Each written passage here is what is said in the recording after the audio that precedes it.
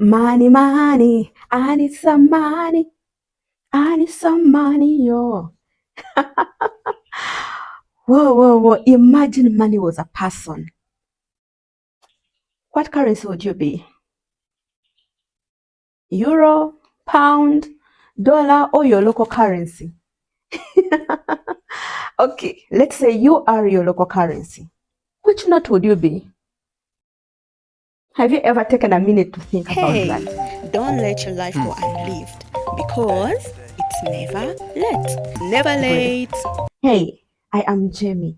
Welcome to my channel. This is a place of personal growth. We believe that it's never late to be the best version of yourself. If you want to be better each and every day, you are in the right place. Hit the subscribe button if you haven't, and join the crew of people who want to be good, better, best in everything that they do. We're work in progress, but we believe that where we are is not where we are supposed to stay.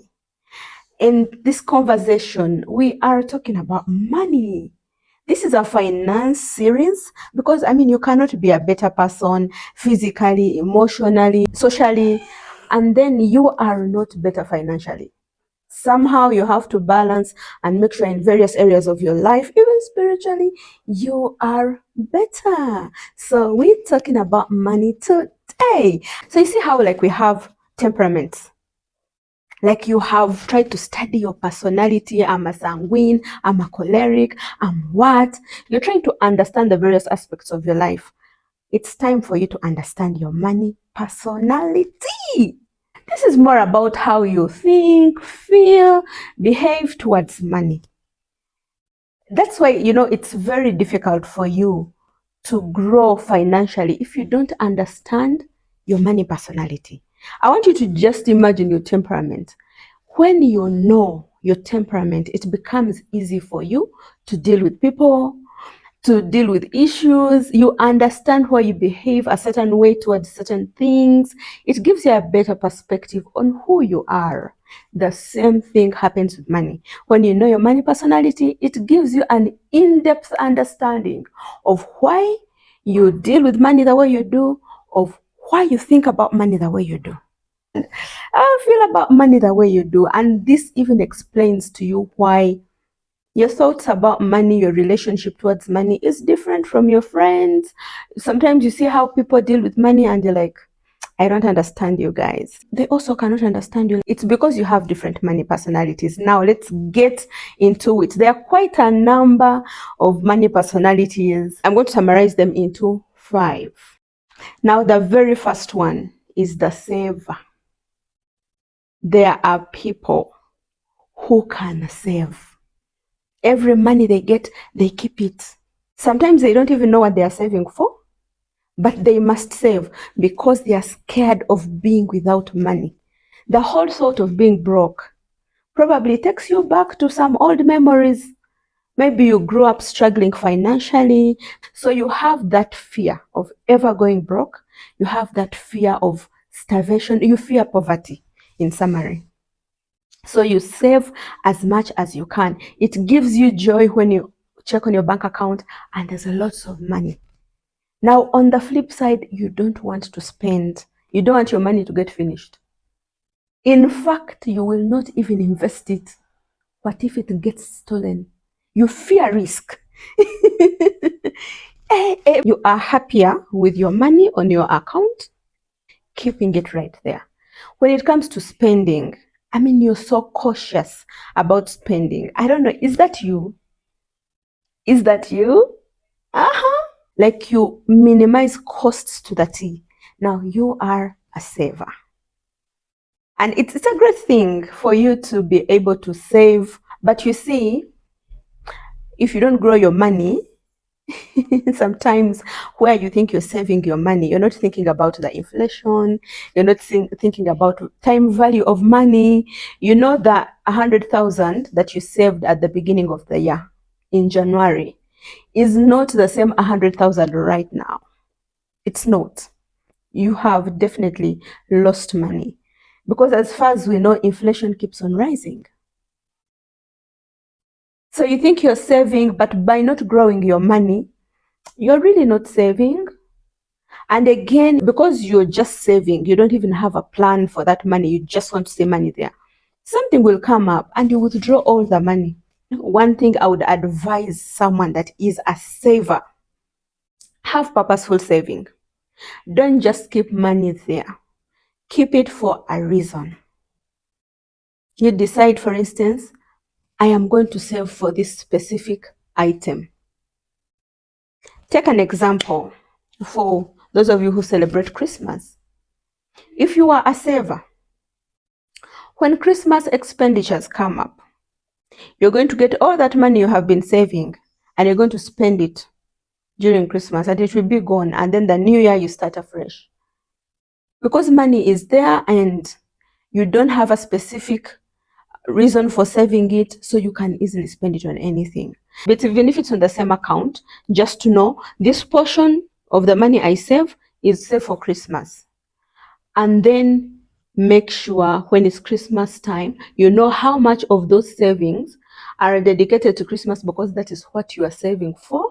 And also save for investing. You can do low risk investments, say money markets, treasury bills and bonds and unit trust, and put it in insurance. You can put a bit of it in low risk ventures so that again you don't lose your money. You have peace. And sometimes you have to take a risk and invest it in also, the investments have low risk, medium risk, high risk. What you need to know is to understand what you're putting that money into. If a person comes to you with this idea, understand it, research about it, get more information on it, and when you are at peace, get a portion of your money and invest it. Not all of it, because remember, you are saving for different things. Now you are planning your savings properly. So you're able to say, this money goes to this money goes to that, the other money goes to retirement, this money goes to emergency, this money goes to this. So that way you're able to do guided expenditure and you're also able to do guided investment. I don't know how many of you can relate with saving. A saver feels pain when they spend. And sometimes the thing you're spending on is something that actually is building you. I have a friend who used to tell me when they were constructing, every time they bought material for the construction, it was so painful that they would also have to get money and go and spend on themselves because they felt that that construction was taking so much money from them as compared to the money the person who was making that money was spending on themselves. But you see, this was out of pain. It was like, oh my, I can't believe I'm spending this much money on this construction. But you see, this is a construction that was going to help them.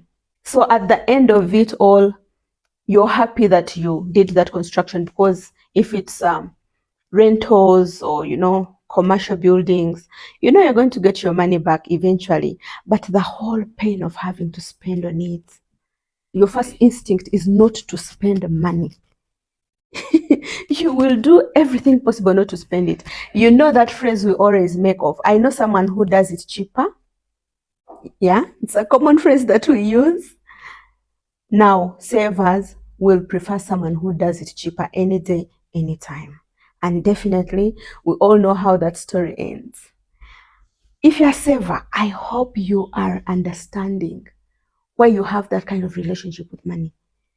And of course, definitely, the moment you understand, okay, I am a saver, I'm good at accumulating money. Now you're going to work on the other areas of, okay, now how do I spend it? How do I spend it responsibly? Don't let your savings go to the drain, because now you have to learn to spend. But of course, money should add value to you. The money that's on your account is not adding any value to you. Value it's adding is not just that you're buying stuff, you're investing in assets and stuff like that, but even like the example I gave you, you're spending money on people and it's building relationships. So money is helping you with your social life. Spiritually, give out some of that money. Don't give your entire savings and give it out. But as you keep that money, have a portion that is for supporting charity, supporting God's work, supporting other people, that builds you spiritually. Get some of it. Go work out. Go buy good food. Eat well. Balanced diet. Don't look for the cheapest food. That's the one that you want to eat. That is building your health. So in so many ways that you're saving that money, make sure that you plan your saving and you plan your expenditure. I hope the savers can relate. And I hope you've gotten an idea on what you can do with that money that you're saving. Saving is not really a bad thing, but when you overdo it, when you are a compulsive saver, we know too much of anything is always bad, regardless of how good the thing is. When it goes to the extreme, then it becomes bad. This reminds me of a story I heard of people who traveled to another country and they had this allowance, their travel per diem, and they decided to go to the cheapest hotels. You know, like you go downtown and you look for a cheap hotel that's going to cost you like 10% of how much you're supposed to pay for accommodation, of how much you have for accommodation, because they wanted to save. And so they go into this place, they get the rooms that were really basic, very basic. They just needed where to sleep. That, according to them, they just needed where to sleep. So as they go about their business, what they were doing there, so this one time they come back from an activity that they were doing that day, and they get to their rooms and their money is gone. It had been stolen. And in such a place, there are no cameras. Like, the security is not good. They lost it. They lost it. So, as we strive to save, we really have to save with wisdom. Saving should not become a problem for us. I am an advocate for saving, by the way. A big time advocate. But I'm an advocate for balancing your life. Saving should not become a problem. It should help you. It should help you to be able to live a better quality life. It should help you to be able to make a better financial decisions. Let us meet in another video where we talk about the other money personalities. Bye.